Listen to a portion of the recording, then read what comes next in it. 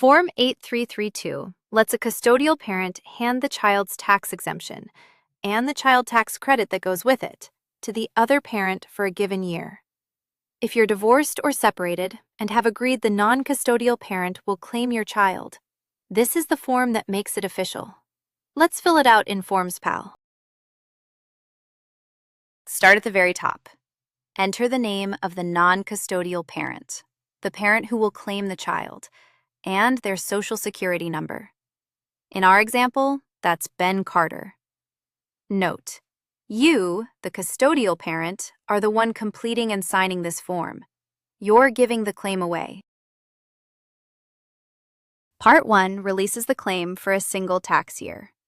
Write the child's full name, Lily Baker, and the year you're releasing, here, 2025. One form per child.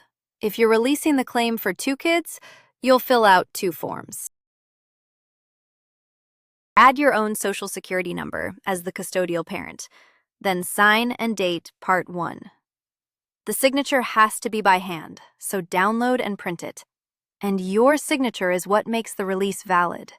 The non-custodial parent attaches this form to their tax return each year they claim the child.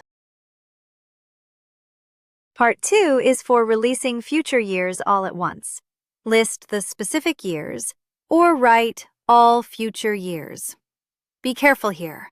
Once you release future years, taking it back is its own process, so many parents skip Part 2 and just file a fresh Part 1 each year they agree to.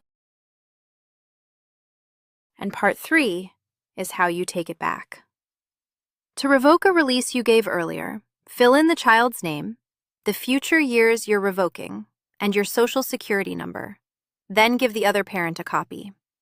The revocation takes effect the next tax year, not the current one. That's Form 8332. Click Done to download, then print it and sign by hand. Keep a copy for your records and give the signed original to the parent who's claiming the child. You can fill yours out free at FormsPal.com.